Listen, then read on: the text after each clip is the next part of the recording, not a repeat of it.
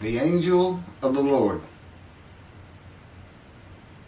Rashi says in his introduction to Zechariah Chapter One, the prophecy of Zechariah is extremely enigmatic because it contains visions resembling a dream that requires an interpretation.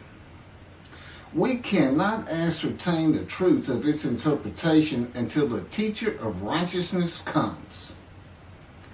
Nonetheless, I will put my heart to reconciling the verses one by one according to the interpretations that resemble it and follow the interpretation of Jonathan. This is God's test for the Jewish people, in particular the Jewish leaders. God's test of who the descendant of David is. The man described in Isaiah 53, the teacher of righteousness. That's who Rashi, known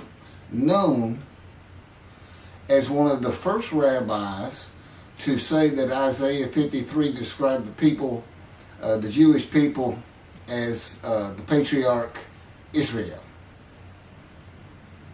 Then here he is in Zechariah saying, we got to have to know the truth of at least chapter 1 of Zechariah, to know its truth, because we can't do it.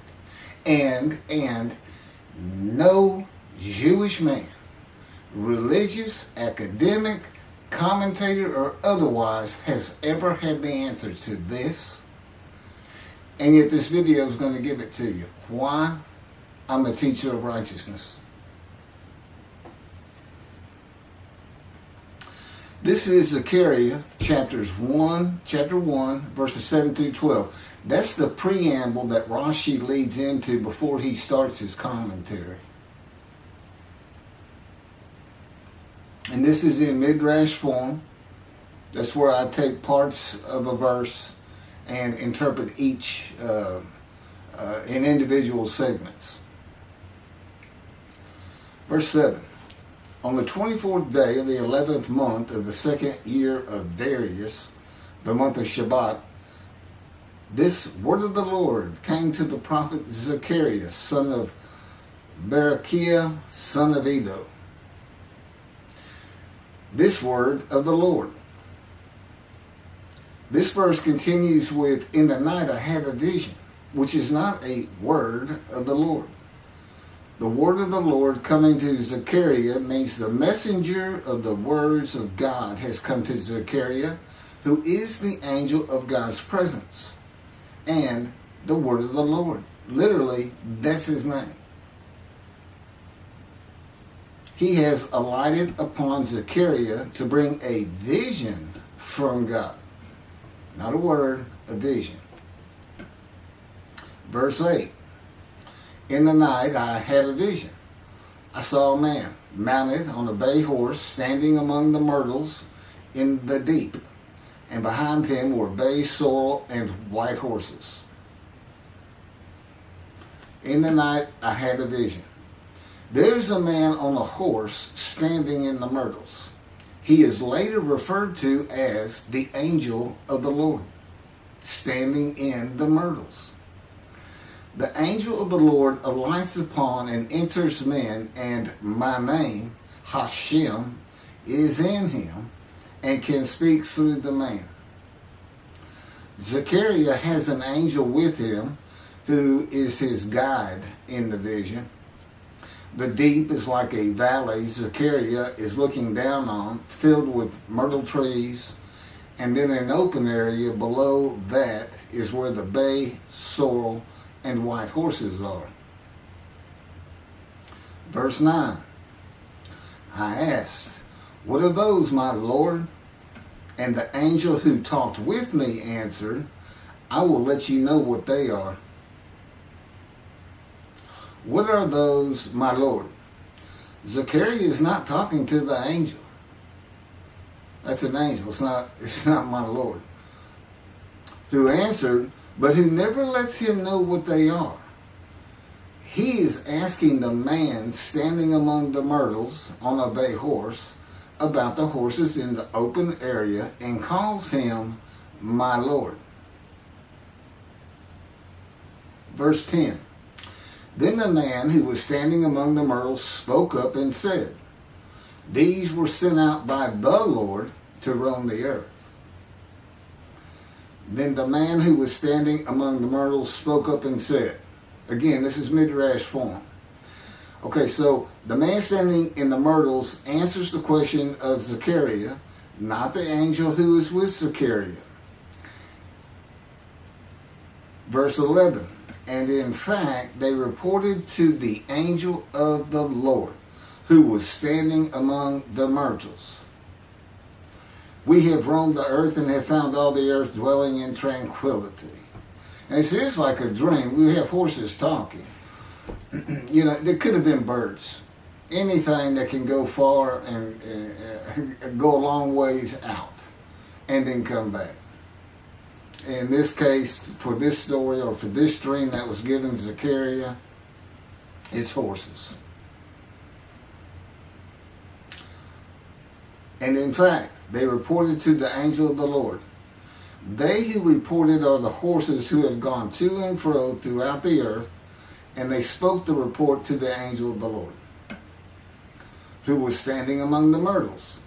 The angel of the Lord, who was standing among the myrtles, has alighted upon and entered the man standing amongst the myrtles. The angel of the Lord is using this man as his visible presence. You cannot see the angel of the Lord. Just as he once used a burning bush for his visible presence, and God spoke through him to Moses. Not just as his visible presence, he also used the man to say, these were sent out by the Lord to roam the earth. In other words, it sounded like the answer was coming from this man. But it's coming from the angel of the Lord, and God is in that angel, his presence. Because that's the angel of his presence. You can find that in Isaiah chapter 63. I don't recall the verse.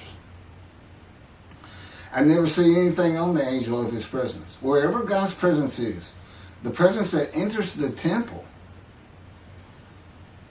I never hear any mention of the angel that has to be with him. Why? It's the angel of his presence, who is the angel of the Lord. Yeah, I believe, and I'm not certain about this, but I've heard it at least one or two times, and that is Christianity believes the angel of the Lord is Jesus Christ. Thereupon the angel of the Lord exclaimed, O Lord of hosts, how long will you withhold pardon from Jerusalem and the towns of Judah, which you placed under a curse 70 years ago? Thereupon the angel of the Lord exclaimed. Okay, so the angel of the Lord exclaimed through the man. Zechariah heard the words come from the man standing in the myrtles. It is the only way Zechariah could have heard the words. The angel of the Lord can only speak to the man he has alighted upon. Ezekiel describes this as, a spirit entered into me and set me upon my feet, and I heard what was being spoken to me. O Lord of hosts, how long will you withhold pardon from Jerusalem and the towns of Judah, which you placed under a curse 70 years ago? The following verses are from the book of Isaiah regarding this curse. Isaiah chapter 43, verse 2. So I profaned the holy princes. I abandoned Jacob to proscription and Israel to mockery. That, of course, is God speaking.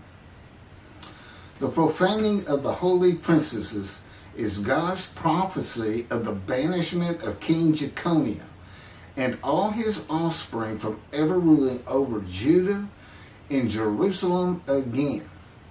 The line of the kings of Judah ended. The line described king by king in the first book of the New Testament of Christianity. the line of Jesus. The abandonment and mockery are God's prophecy that the northern kingdom and the southern kingdom of the Israelites would be defeated and deported from the promised land. Isaiah witnessed the deportation of the northern kingdom, but the deportations of the southern kingdom were many years after his death. This is chapter 43, verses 5 through 7. Fear not, for I am with you. I will bring your folk from the east, will gather you out of the west. I will say to the north, give back, and to the south, do not withhold. Bring my sons from afar, and my daughters from the end of the earth, all who are linked to my name, who I have created, formed, and made for my glory.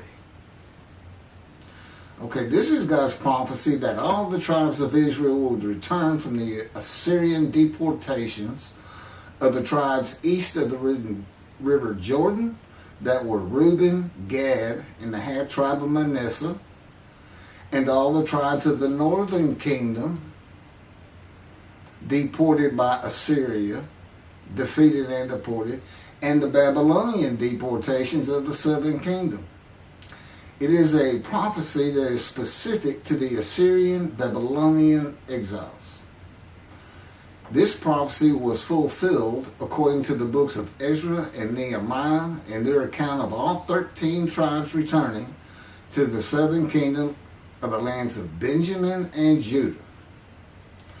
Jerusalem is within the lands of Benjamin, and his lands are considered part of the kingdom of Judah, since that is where the kings of Judah rule from.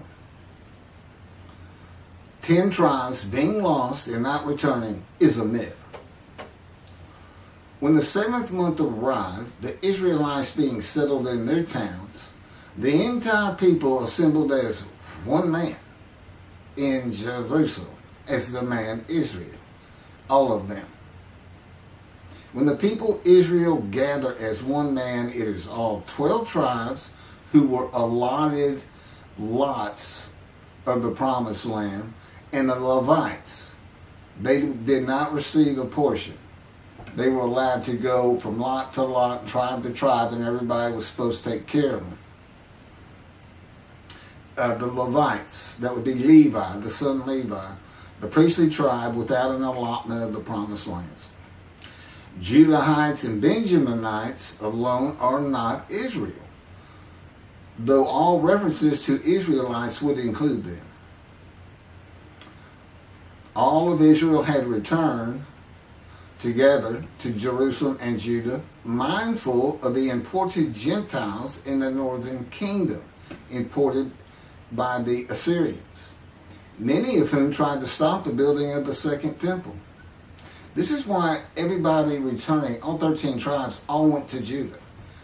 The northern kingdom was occupied by Gentiles, I would assume Assyrians and Arabs.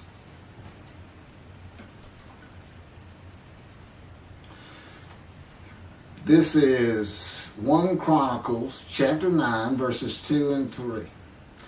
The first to settle in their towns on their property were Israelites, priests, Levites, and temple servants, while some of the Judahites and some of the Benjamites and some of the Ephraimites and Manassesites settled in Jerusalem. That would be Ephraim and Manasseh.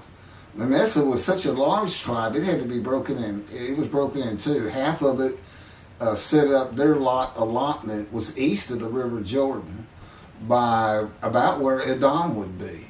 And well, that was the tribe of Gad. Not Edom, Gilead, where the Tishbite, Elijah, the Gentile, was an inhabitant. Ramoth Gilead. Manassites, Ephraimites, and Judahites were the tribes with the largest allotment of the lands of Abraham, and Jerusalem is in the lands of the Benjamites. Those are who just got mentioned. The three largest lot owners. Okay, Benjamin, that's where Jerusalem is. He's important. And of course the priests, the Levites. So Ephraim and Manasseh were not lost tribes, as many believe from writings outside of the Bible. There never were lost tribes according to the Bible. Okay, so all 13 tribes returned and settled in new towns. The accounts of the deportations indicate there was not much left of the old towns. There is no account of how the new towns were settled, though it is unlikely it was based on prior ownership.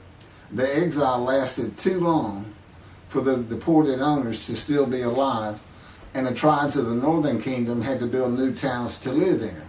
It also says the Levites settled in on their lands. So everybody had to pick and choose, and I'm sure the the strong and wealthy got the best places, and again, many just settled in Jerusalem. Okay, this is Isaiah chapter 43, verse 14. Thus said the Lord, your Redeemer, the Holy One of Israel, for your sake I send to Babylon. I will bring down all her bars, and the Chaldeans shall raise their voice in lamentation. This is God's prophecy that Assyria would be conquered by the Babylonians, who were defeated by the Chaldeans. But they actually go back and forth and actually became somewhat intermingled, Chaldeans and Babylonians.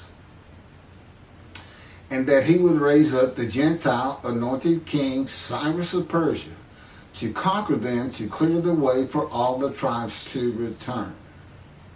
That's how he cleared the way to the desert or made rivers for them. Basically, he got Cyrus to release them. Chapter 43, verse 25. And I never hear anything about this.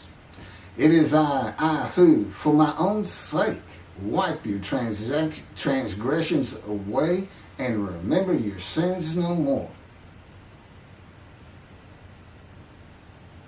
Okay, this is God doing, and he says this, something new. I'm going to do something new for the Israelites. This story repeats with the new covenant that includes sin forgiveness of the Jewish people that arise with Elijah and the angel of the covenant after the exiles of the Roman dispersal return to the land of Israel in a time to come. That's from Jeremiah chapter 31. The Jewish people have returned from the Roman dispersal of them throughout the world, the diaspora, which means outside of the promised land, outside of Israel, to a land that lay desolate for more than 2,000 years until after the Holocaust, and they created the state of Israel in 1948. 70 years later, and that's funny too, because they talk about a curse of 70 years. That 70 years, I believe, just applies to the last of 3 deportations of Judah and the defeat by the Babylonians, because the northern kingdom had been defeated and deported long before that, and the first to be defeated and taken to the lands of Assyria was Gad, the half tribe of Manasseh, the lands east of the River Jordan. 70 years later, the land blooms again, and Jerusalem has been rebuilt as a great city, larger than it was in ancient times, according to God's words in Jeremiah 31. The time to come to deliver the new covenant with sin forgiveness is here. That's very important for the interpretation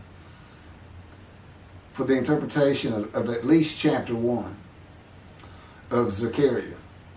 That means the angel of the covenant that you desire of Malachi 3 is on his way, followed by God and the messenger Elijah. And when God's third temple is built, he will return to it suddenly. This is the day of the Lord. That's Malachi chapter 3. Now, Zechariah is in Jerusalem, and the construction on the second temple is about to begin. Isaiah has written God's words of sin forgiveness, which would have removed the curse long before this, when they were returning, when the remnant of the 13 tribes was returning. And the angel of the Lord proclaims, O Lord of hosts, How long would you withhold pardon from Jerusalem and the towns of Judah, which you placed under a curse 70 years ago? Okay, this vision of Zechariah and the words of the angel of the Lord through the man standing in the myrtles regarding the curse 70 years ago is to make Zechariah think and try to understand why the angel of the Lord would say this. From his perspective, the curse was lifted. He was back in Jerusalem with all the tribes preparing to build the second temple. The vision is for Zechariah to find out how and when the curse was lifted.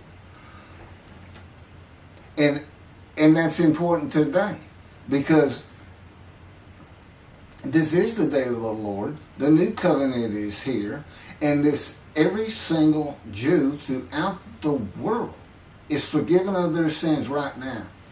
And that message has been given to me to be delivered. And it's not getting out there. It's just not getting out there, and that's what happened here. Because if you read Ezra and Nehemiah, it's clear they had no idea that their slates had been claimed. And sin and continue. You know, once you know that God has just said, okay, I'm not going to remember any of that. Let's all start fresh. I'm here with the covenant of friendship. Let's everybody start being observant Jews. Okay? Which would include going to Yom Kippur. Having a slate clean does not mean you have a lifetime now of sin forgiveness. The books of Ezra and Nehemiah reveal, this is how God had me write it down. This is from the book, Isaiah 53, in the day of the Lord, that was dictated to me.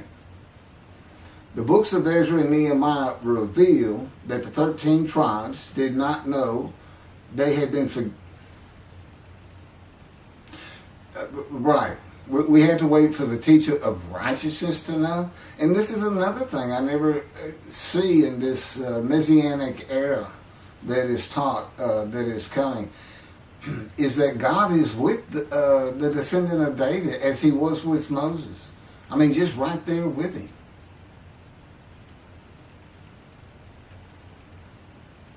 The books of Ezra and Nehemiah reveal that the 13 tribes did not know they had been forgiven of their sins to be a holy seed in the building of the second temple.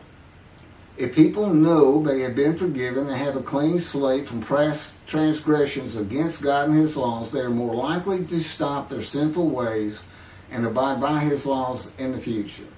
The scroll of Isaiah needs to be found and interpreted by Zechariah and the religious leaders so they will know of God's forgiveness of their sins. God will be returning before the temple is built. That would be the third temple, to test the devotion of his righteous servant and make him suitable for his purpose, which might prosper. That includes the building of the third temple. This would begin when his spirit alights upon the anointed one, Moshiach. His presence with his righteous servant will be necessary for the temple to be rebuilt. Islam will not freely hand over their third most holy site to Israel and abandon the Dome of the Rock Mosque, a mosque that sits on the Temple Mount purchased by King David for God, the most holy site of the Jewish people. With God is the angel of his presence who is already on the way. You want me to skip that? Okay, this has been covered in other videos more than once.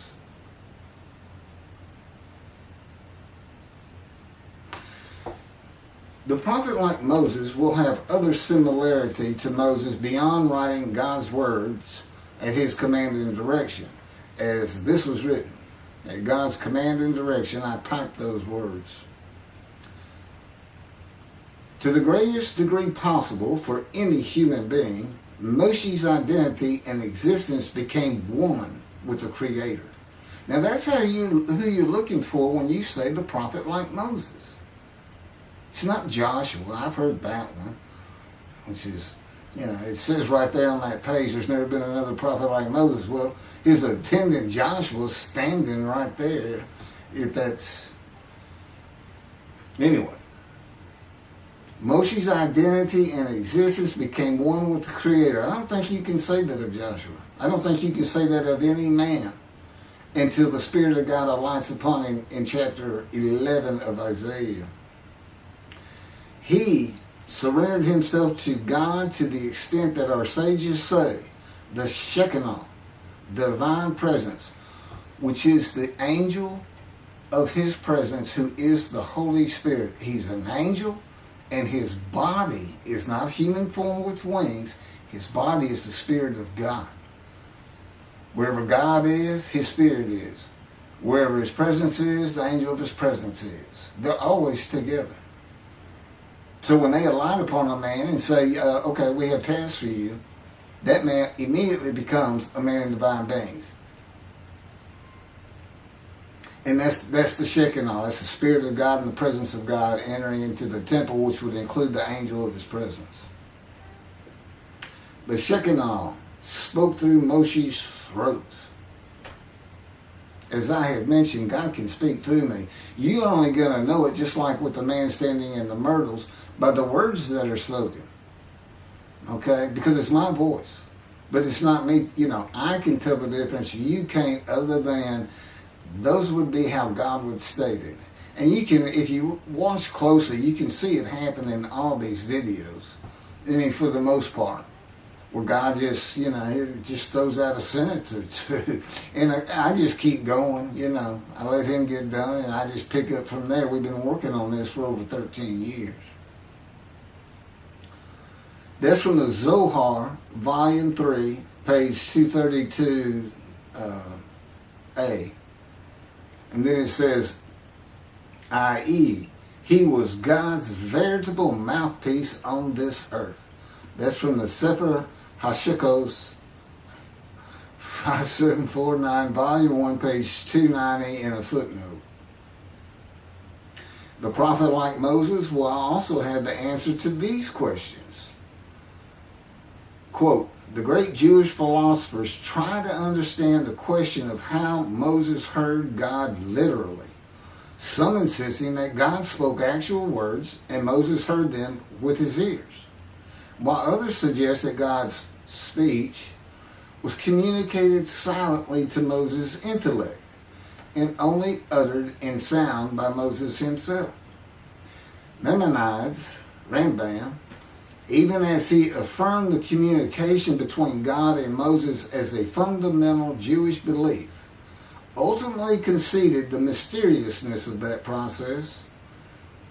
The entire Torah reached Moses from God in a manner which is figuratively described as speech, but no one has ever known how that took place except Moses himself, whom that speech reached.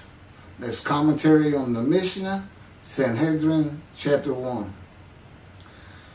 Well, I have the answers, and I've been telling you the answers. God is in his Spirit. Spirit enters into you, because we find it in Ezekiel. There's where God tells you. God was telling Ezekiel, Ezekiel, get up on your feet. Ezekiel says, at that very moment, a spirit entered into me, and I could hear the words of God. There it is. When he enters him. Now, he's not hearing that through his ears. There's the first question answered. It's not to your ears. And there is a silent knowing. That's what we call it, what God has taught me. Now, generally, I just hear words as though they came in through my ears and they're in my mind, as though my eyes and my ears had perceived. But he can put just knowledge into my mind without uttering a word. And it's kind of can be pointed out easiest with when he comes to a man, and like he came to Samuel, and Samuel just says, here I am. It's as though before he speaks to you, and this is what happened with me, he put in a knowledge in my mind that the God of creation was about to speak to me. And so when he did speak, it was as though he had always been there speaking to me. Not unlike how Adam would have felt. But